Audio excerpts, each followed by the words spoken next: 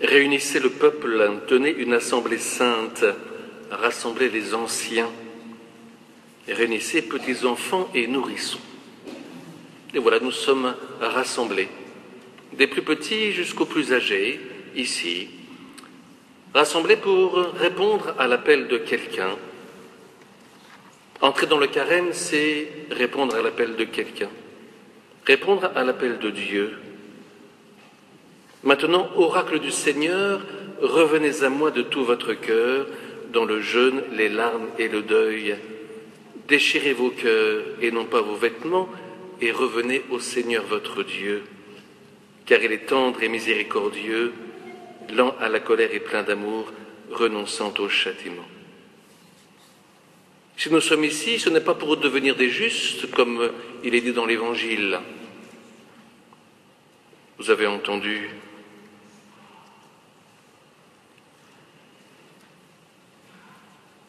ce que vous faites pour devenir des justes. Mais ce n'est pas le but de devenir des justes, ni pour vous, ni pour moi. C'est de répondre à l'appel du Seigneur qui nous invite à revenir vers lui, dans le jeûne, les larmes et le deuil. C'est un appel qui nous a poussés à venir ici. C'est l'appel de Dieu, c'est celui qui est retenti au plus profond de notre cœur, qui nous pousse à venir et à commencer ce carême. Et nous savons bien que nous avons besoin les uns et des autres pour entrer dans ce carême, car ce carême, c'est un lieu de combat, comme le disait l'oraison tout à l'heure. C'est un lieu où je vais combattre contre le mal en moi et dans le monde aussi. Combattre contre l'injustice, combattre contre toute forme de mal en moi et dans le monde.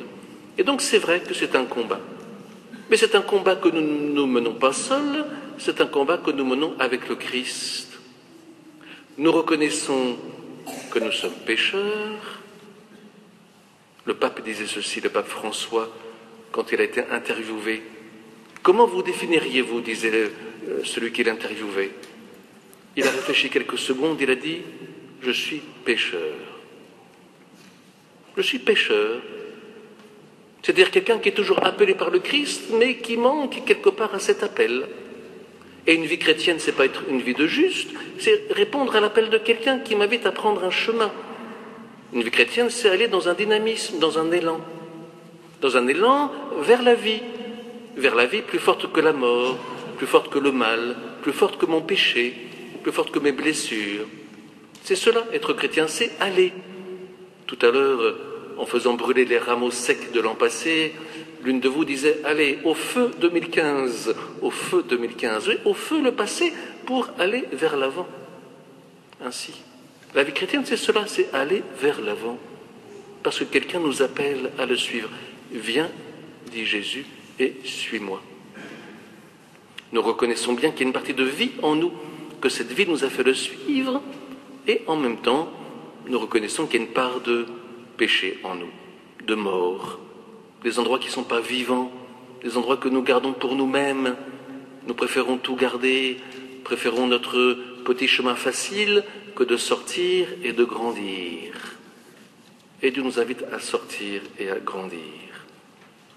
Et il est bon d'être ensemble parce que seuls nous ne pouvons rien. Avec lui et ensemble. Nous sommes dans cette année de la miséricorde. Le pape l'a voulu ainsi. Puisse le carême de cette année jubilaire être vécu plus intensément comme un temps fort pour célébrer et expérimenter la miséricorde de Dieu. Voilà ce qu'il dit sur le carême de cette année de la miséricorde. Et il invite fortement à retrouver le chemin de cette miséricorde, à la recevoir nous-mêmes, à nous réconcilier. Encore un appel de Paul. Nous sommes les ambassadeurs du Christ. Par nous, c'est Dieu lui-même qui lance un appel. Dieu lui-même. Nous le demandons au nom du Christ, laissez-vous réconcilier avec Dieu. C'est un appel. Et nous sommes vraiment appelés à suivre, à entendre cette parole et à nous réconcilier au cours de ce carême. Il n'y a pas de limite à la miséricorde de Dieu, disait le pape François, dans ce visage de la miséricorde. C'est nous qui mettons des limites. Et parfois, ça peut être un combat. Le combat peut être à cet endroit-là, d'aller faire cette démarche de demander pardon. Le combat de venir se mettre à genoux, de demander pardon ainsi, d'être dans l'humilité. Et c'est un combat parce que ce n'est pas facile de le faire, ni pour moi ni pour vous. Mais c'est le Christ est avec nous dans le combat contre le mal en nous et dans le monde.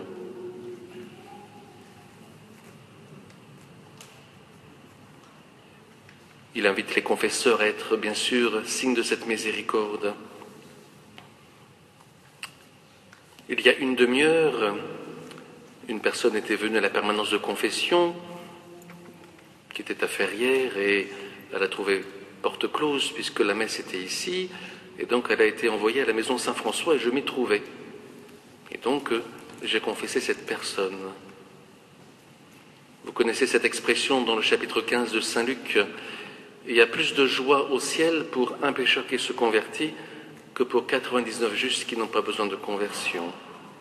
Eh bien, pour les confesseurs, c'est la même chose. Il y a plus de joie pour un confesseur, pour un pécheur qui se convertit, que pour 99 justes qui n'ont pas besoin de conversion. Et en étant à cet endroit-là, nous sommes à cet endroit où nous avons été, nous, posés prêtres, posés pour ce sacrement de miséricorde et de libération, posés pour donner la joie à ceux qui viennent le recevoir. Nous sommes posés à cet endroit-là.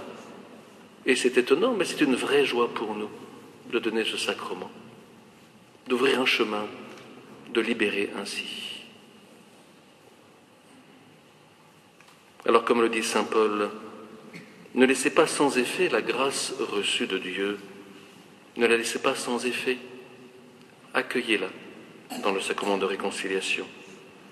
Le voici maintenant le moment favorable, le voici maintenant le jour du salut.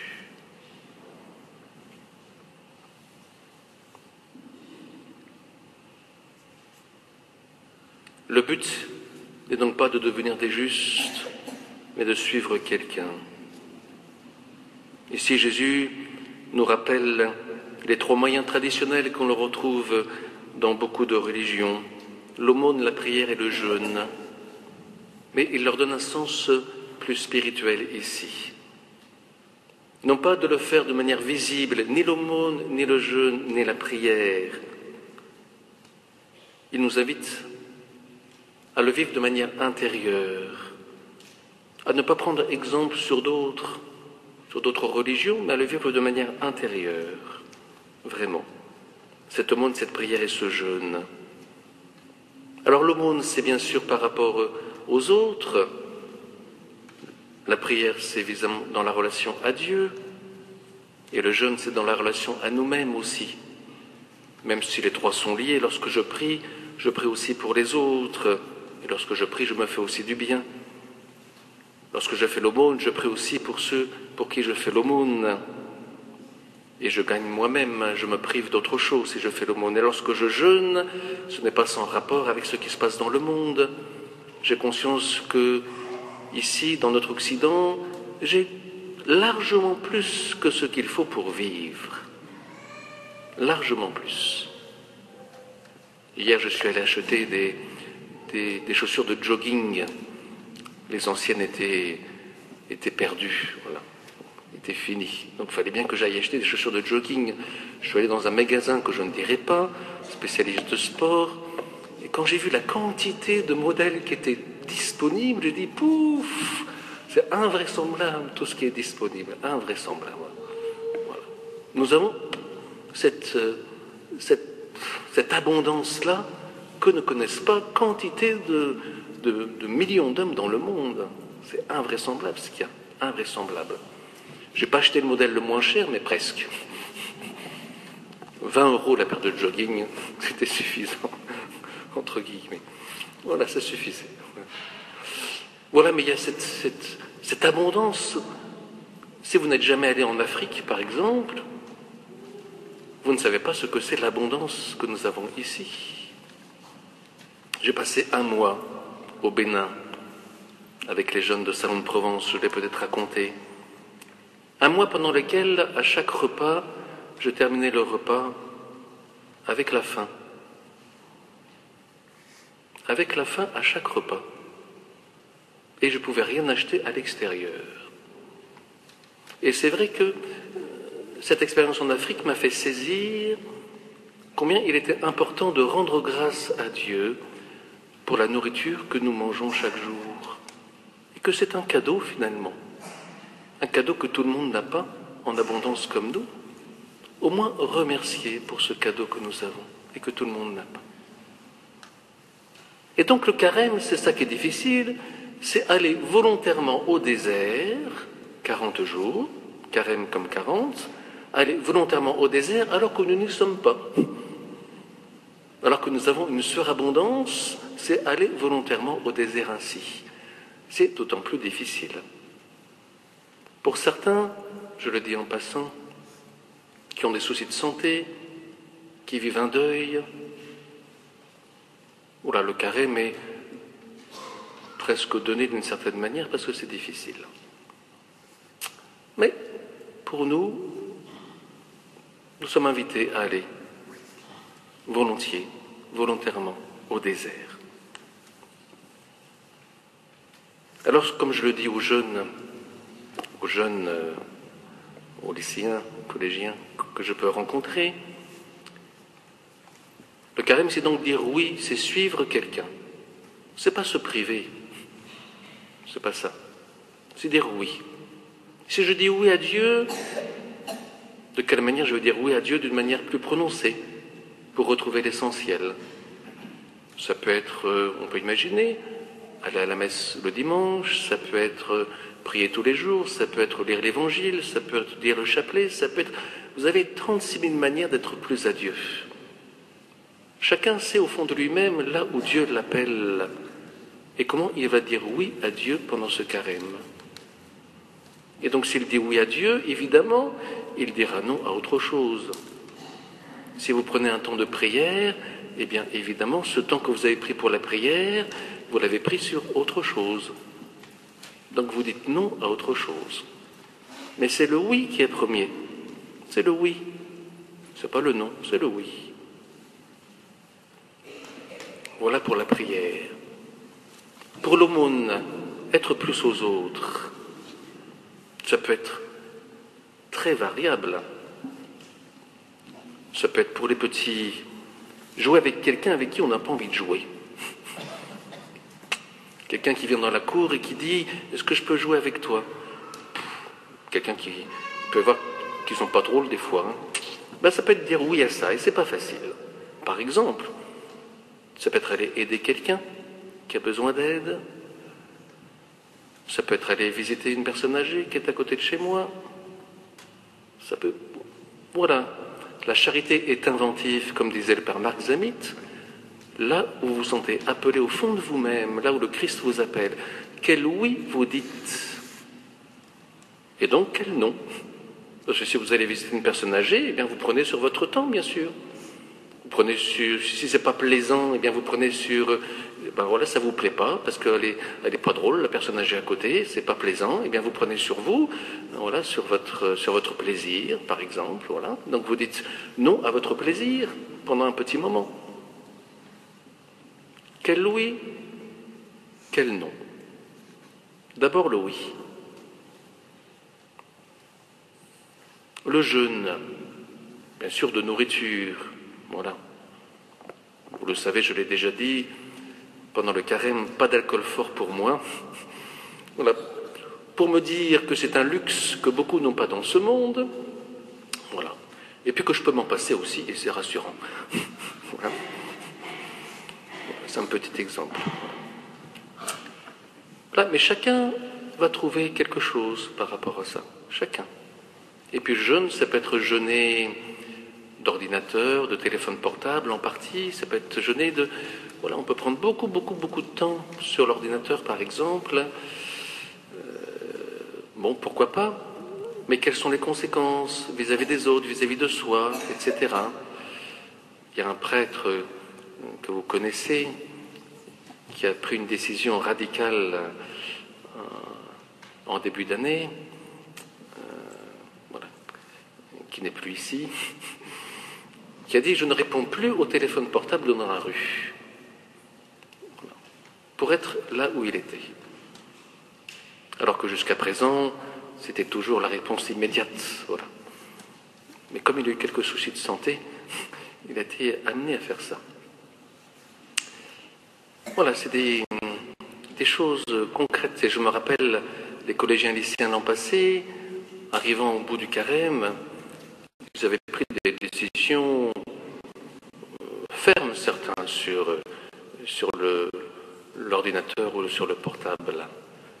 Eh bien, à la fin du carême, ils se sentaient mieux. Ils se sentaient mieux. Mieux eux-mêmes, mieux avec les autres, donc. Et donc mieux avec Dieu, bien sûr. Voilà à quel jeûne êtes-vous appelés? À quel oui pour non, pour être mieux aux autres aussi, à soi-même ainsi. Dans ces quelques jours du début du carême, prenez votre décision. Pas comme un collégien que j'ai vu qui a dit « Je vais essayer de prier un peu plus ». Non, pas de cette manière-là. Voilà. Une vraie décision. Voilà. Combien de temps? Combien de fois dans la semaine? Quoi donc? Voilà, précis. Précis. Voilà, pour prendre ce chemin. Comme réponse à un appel intérieur. Intérieur. Vous pouvez aussi parler en famille. En famille, qu'est-ce qu'on peut faire ensemble dans ce carême? Voilà. Qu'est-ce qu'on décide pour être mieux ensemble? Qu'est-ce qu'on fait? Qu'est-ce que chacun demande? C'est aussi une bonne question à se poser. Qu'est-ce que chacun demande et souhaite pour ce carême pour vivre en famille quelque chose?